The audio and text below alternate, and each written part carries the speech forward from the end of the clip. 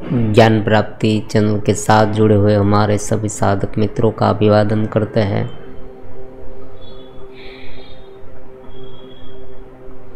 प्रश्नोत्तरी विभाग में आपका स्वागत है। आज एक व्हाट्सएप में जो प्रश्न पूछा है उनके बारे में चर्चा करेंगे।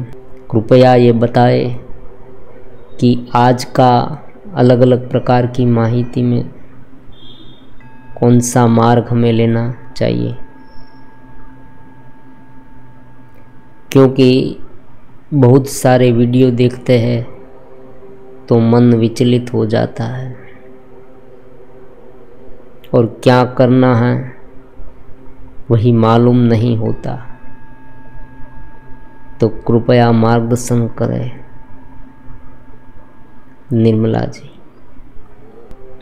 अब आज का जो समय है, नया युग है, इंफॉर्मेशन और टेक्नोलॉजी का युग। यहाँ पर हमारे सामने बहुत सारे ऐसे इंस्ट्रूमेंट हैं कि जिनके माध्यम से हम कोई भी जगह पर कुछ भी घटित हुआ हो उनकी इंफॉर्मेशन क्षण भर में हमें प्राप्त हो जाती है। माहिती जो इंफॉर्मेशन है इनकी कोई कमी नहीं है आज के युग में।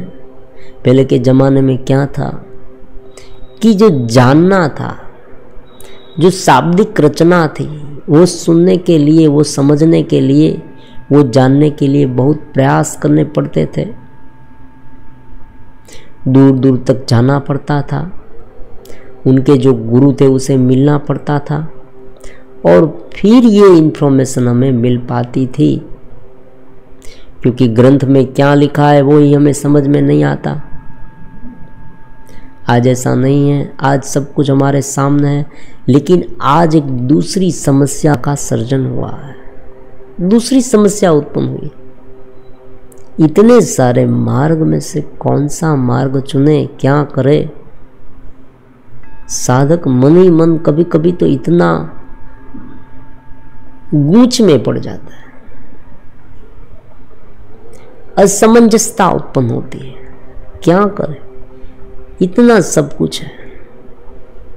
और जो अलग अलग मार्ग है उसमें भी प्रत्येक मार्ग में दूसरे मार्ग का विमोचन, टीकात्मक चर्चाएं की है। अद्वितीयवाद में द्वितीय का, द्वितीय में द्वितीय का। भगवान जो है उसे कोई साकार, कोई निराकार, कोई ध्यान को सर्वोपरि मानता है, कोई ध्यान करना ही नहीं है ऐसा कहता है। तो बात मूलभूत क्या है? वो कौन से उपाय है, कौन सी समझ है कि जो स्थापित हो जाए तो ये सारे जो मार्ग है वो हमें सहज रूप से समझ में आ जाए। बात केवल इतनी सी है कि जब ज्ञान केवल बुद्धि की रमत बन जाता है, बुद्धि के लेवल पर रहता है, तब इतने तर्क उत्पन्न होते हैं और जितने व्यक्ति उतने तर्क। व्यक्ति जितना पढ़ा लिखा है, जितना ज्ञानी है, उतने तर्क उसमें ज़्यादा उत्पन्न होंगे। अगर आपने सभी शास्त्र पढ़े हैं तो आपका जो तर्क है ना वो बहुत ही गुढ़ होगा, उच्च कैटेगरी का होगा, गहन होगा। तर्क भी आप गहन करेंगे लेकिन तर्क ही रहेगा। जो प्रश्न उठाना है, जो प्रश्न उठते हैं उनकी जो पूरी पैटर्न बदल जाएगी। पहले जो प्रश्न उठते थे वो थोड़े सिंपल से है, लेकिन अब जो प्रश्न उठते हैं ज्ञान प्राप्त करने के बाद, शाब्दिक ज्ञान की बात है, तब जो प्रश्न उठते हैं वो थोड़े गहन होते हैं, शास्त्र के मुताबिक होते हैं। लेकिन बात तो वही की वही रह गई, बुद्धि की रमत। तो ज्ञान जब तक अनुभव में नहीं आता ऊपर के स्टेज पर नहीं अनुभव आता तब तक ये रहेगा। चेतना का जो प्रदेश है हमारे भीतर, जो आत्मा है, जो मन बुद्धि और जो अहंकार है, उनका स्रोत है, जो एक स्थिर तत्व है, जो सभी जगह पर व्याप्त है और उनका अंश हमारे भीतर है। ये रिफ्लेक्शन है, ये जो अहम भाव है, देहात्म बुद्धि है, इंद्रिय के विषय है, ये जो हमारा शरीर है, वो सब क्या है? रिफ्लेक्शन है। मूलभूत स्रोत हमारा चेतना है, आत्मा है, और वही जो चीज है वो अनुभव जनित है, लेकिन देह और इंद्रिय से उनका अनुभव नहीं है। कोई व्यक्ति ये भी प्रश्न करेगा कि उनका अनुभव अगर देह और इंद्रिय से नहीं होता तो उनका अनुभव कौन करता है? वो स्वयं अनुभव जनित है। मैं हूं अनुभव कर्ता का अनुभव वो स्वयं करता है। सूर्य जो है उन्हें प्रकाशित करने के लिए और कोई सूर्य की जरूरत नहीं रहती, सूर्य स्वयं प्रकाशित है। तो इतने सारे मार्ग में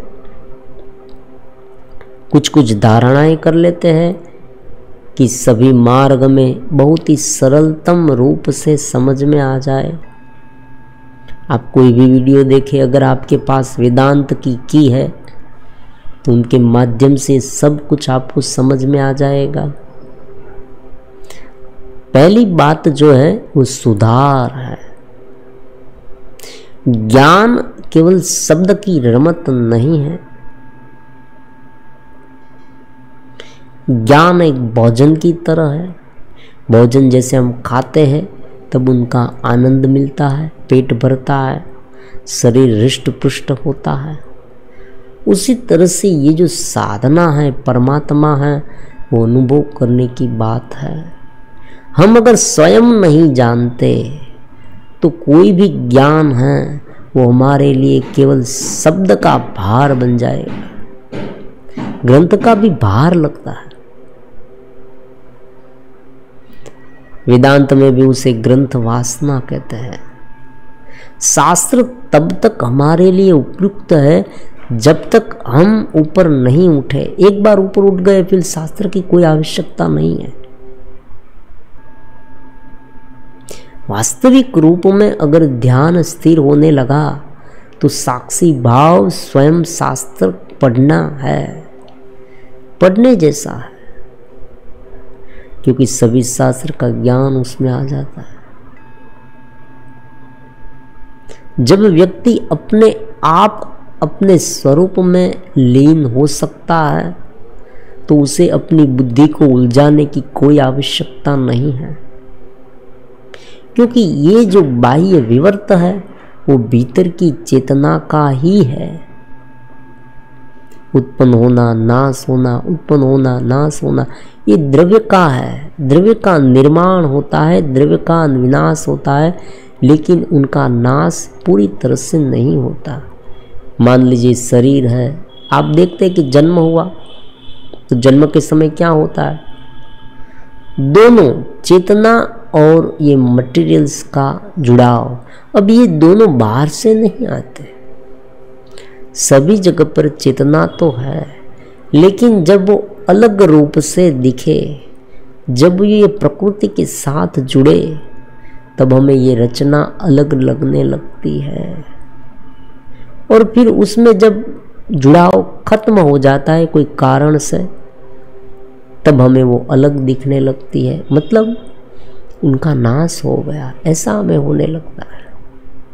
मान लीजिए आपके घर में फैन है, पंखा है, हवा फेंकता है, तो क्या है? दोनों में एक इलेक्ट्रिसिटी, एक चेतना है, एक करंट है और एक रचना है।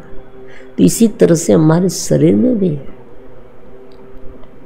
ये बात अगर समझ जाए तो बाकी के जो शास्त्र है, बाकी की जो अलग अलग रजुआत है, वो केवल मन को स्थिर करने के लिए है। आत्मज्ञान जो है वो सबसे सर्वोपरि है, सबसे ऊपर है, ज्ञान का राजा है। इसलिए निर्मला जी आप प्रयास करें, लेकिन प्रयास भी ऐसे नहीं। देखो, प्रयास करने का मतलब ये नहीं है कि बाहर से कुछ लाना है।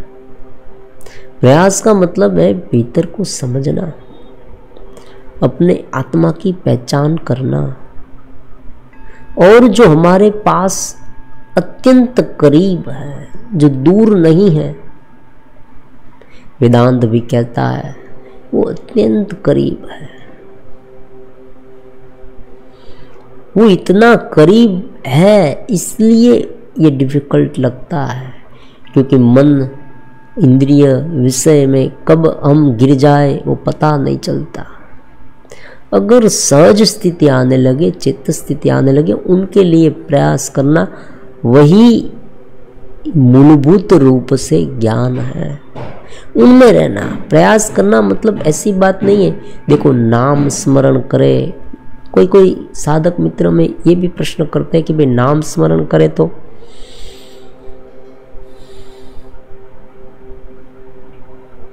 कोई एक मंत्र पवित्र, और बहुत सारे महापुरुष ने भी ये कहा है कि कलयुग में नाम स्मरण एक ही आधार। नाम स्मरण करते हैं कलयुग में तो भी बहुत बड़ा पुण्य मिल जाता है। बहुत सारे महापुरुष ने कहा है, तो ये क्या झूठ है? नहीं, ये सच है। ये भी एक साधना का भाग है। नाम स्मरण, स्वरूप चिंतन, शास्त्र वांचन, ये सबसे क्या होगा? मन की शुद्धता।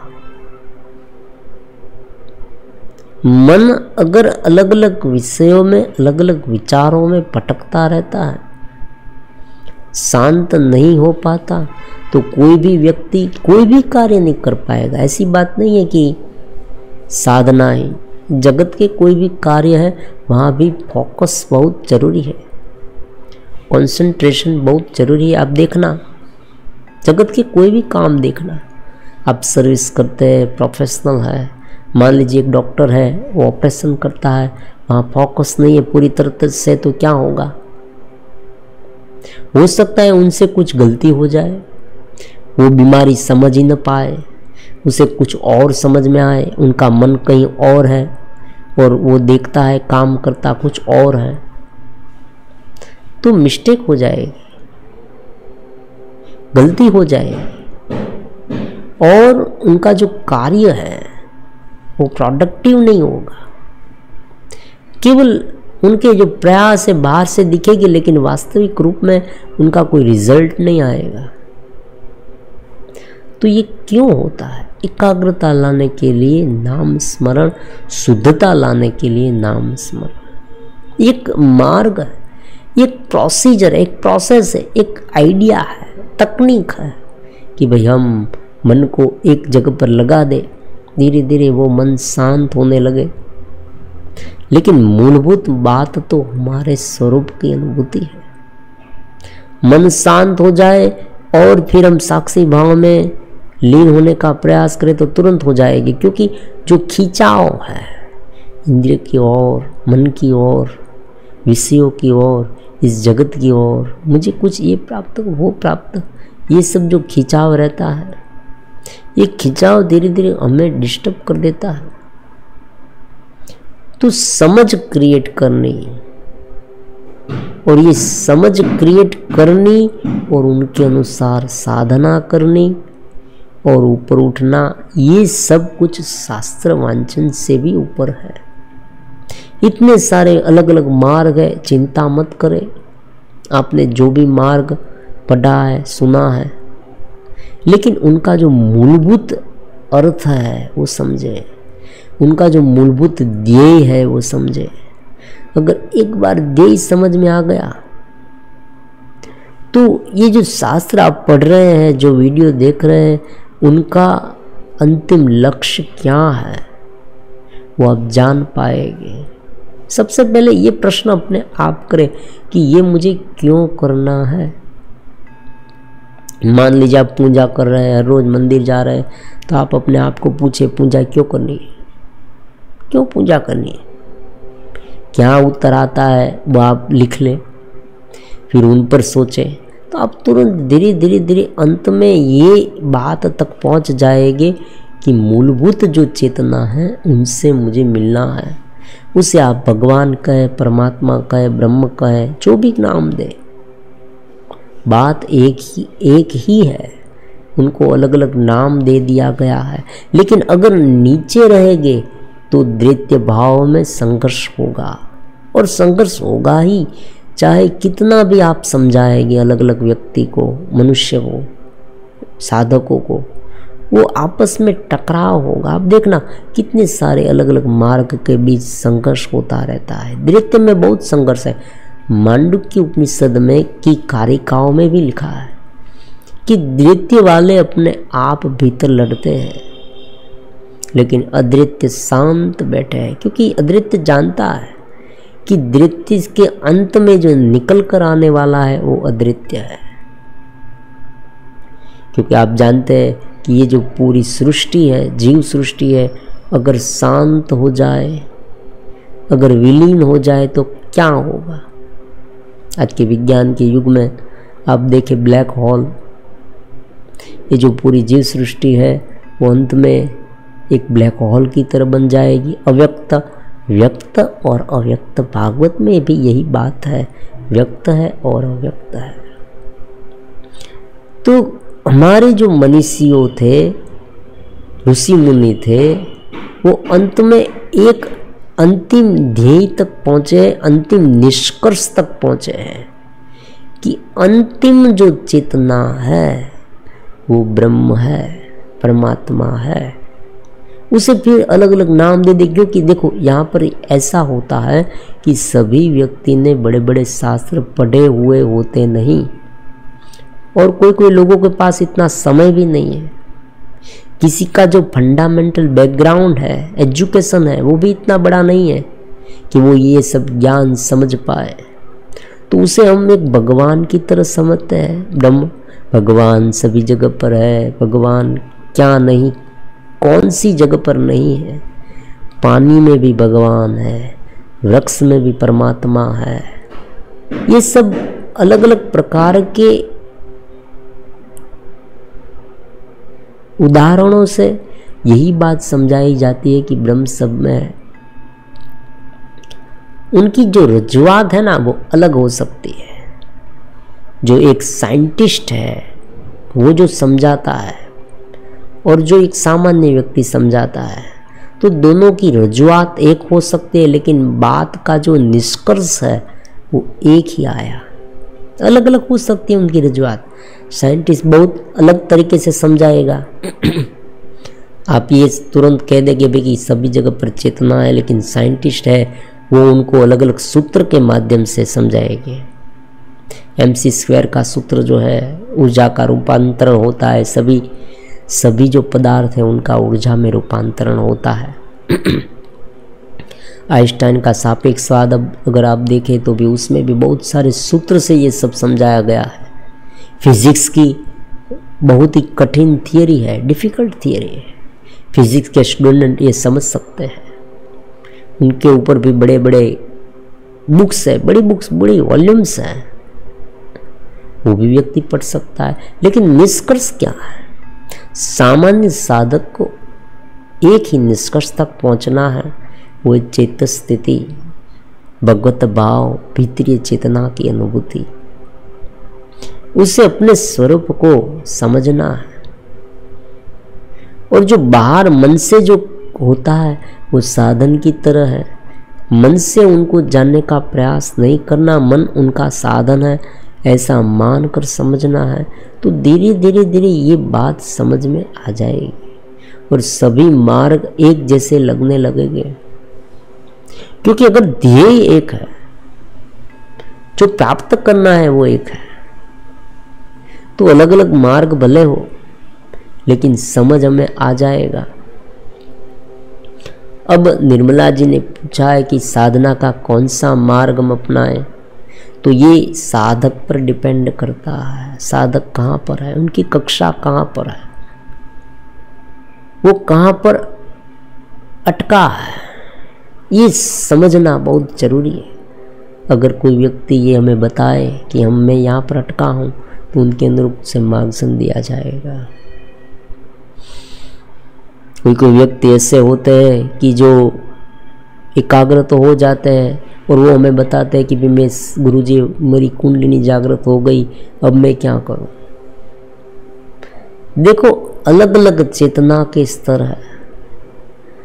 कुछ जो आध्यात्मिक हमारी भीतर की जो चेतना है, दिव्य तेजोमयी चेतना है, अनंत है, आनंदमयी चेतना है, वो प्राण रूप है, एक ऊर्जा रूप है। तो ये ऊर्जा रूप जब हम ध्यान करते हैं, शांत होते हैं, एकाग्र होते हैं, तब ये जो पूरे शरीर में शक्ति है ना, वो धीरे धीरे हमें प्रकट हुई दिखाई देने लगती है। क्योंकि पहले के समय में क्या था, मन के अलग अलग भटकाव में वो शक्ति चली जाती थी। अब ये शक्ति सुग्रथित होने लगी तो हमें उनके अलग अलग प्रकार के अनुभव होने लगेंगे। किसी को ऐसा अनुभव होता है कि भाई नीचे से ऊपर तक कोई बिजली का करंट दौड़ रहा है, कोई अपना आधा शरीर भूल जाता है, किसी को अलग अलग प्रकार की आवाज़ आती है। तो ये सब जो है ना, वो क्या है, न्यूरॉन्स की रमत है, उनमें उलझना नहीं चाहिए। चेतना से जानने से ये सब कुछ आसान हो जाएगा।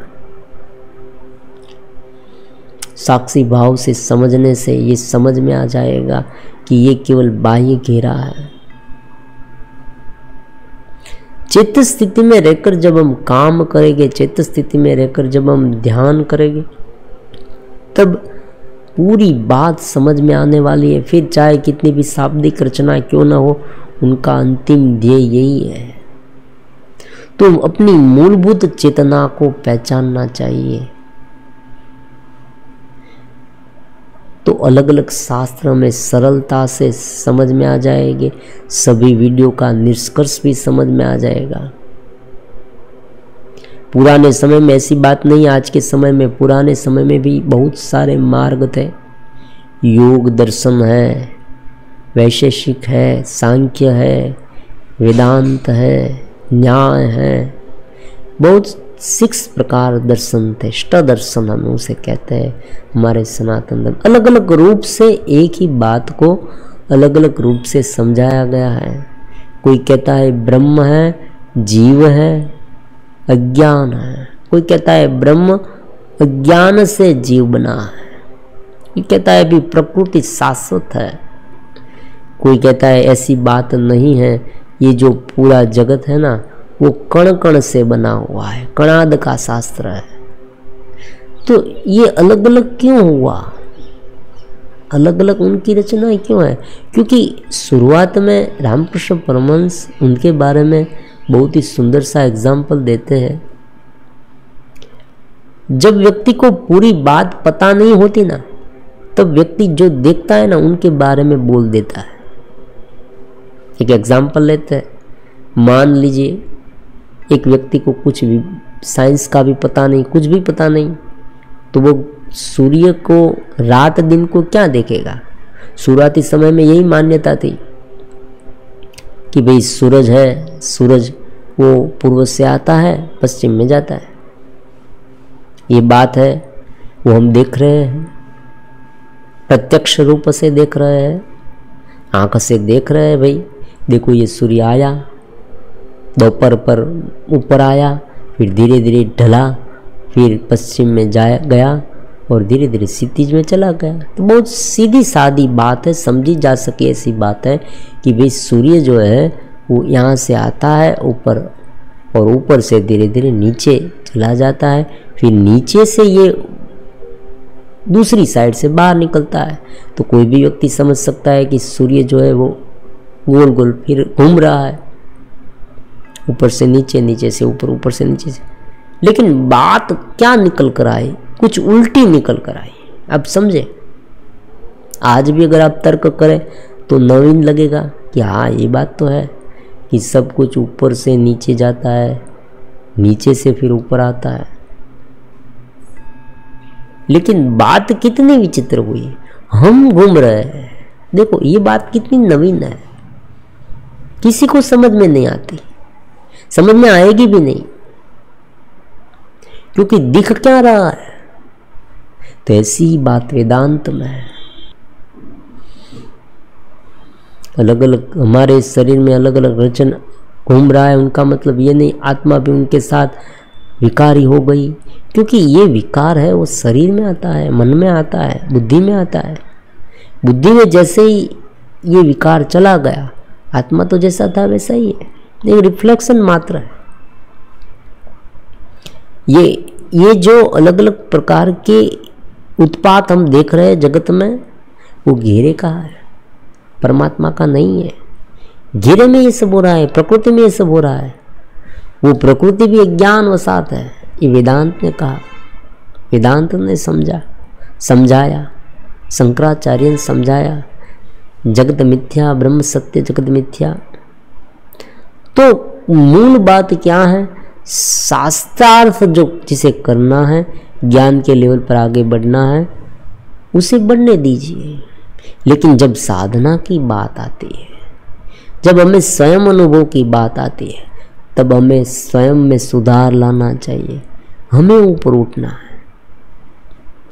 शुरुआती समय में क्या करना चाहिए साधक को, ये भी हम समझाते हैं कि शुरुआती समय में अपने आप का अन्वेषण सबसे ज़्यादा महत्वपूर्ण है।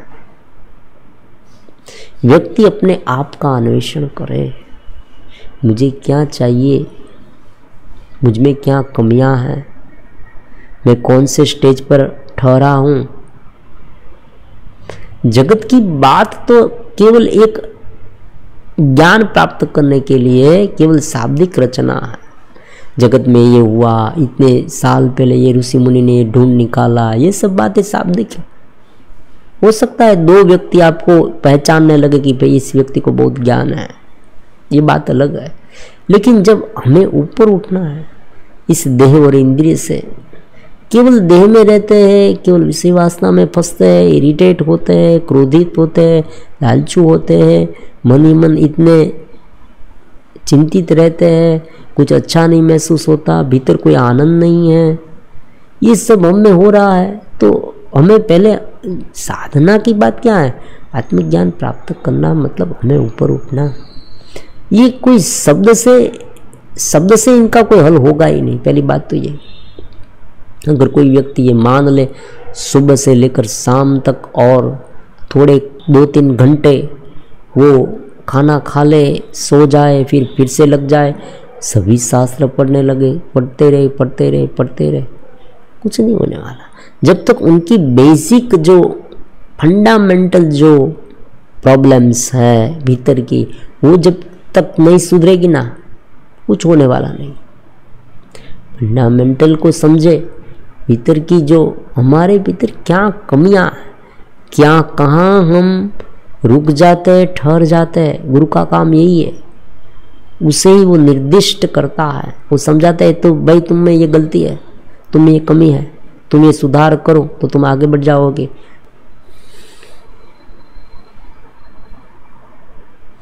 क्योंकि जो गुरु है वो भी इसी मार्ग से आगे बढ़ा है, उसे भी बहुत गिरा है, वो बहुत गिरा है, अनुभव से कह रहा हूँ, बहुत गिरे हम, गिरे संभले, और आज भी ये जारी हो सकता है, ऐसी बात नहीं है। गिरना संभलना, फिर ठहराव आता है, समझ आती है कि ये तो घेरे का है। और ये ज्ञान जो है ये इतना कठिन नहीं है। लोग कहते हैं ज्ञान बहुत कठिन है, ज्ञान कठिन है ही नहीं।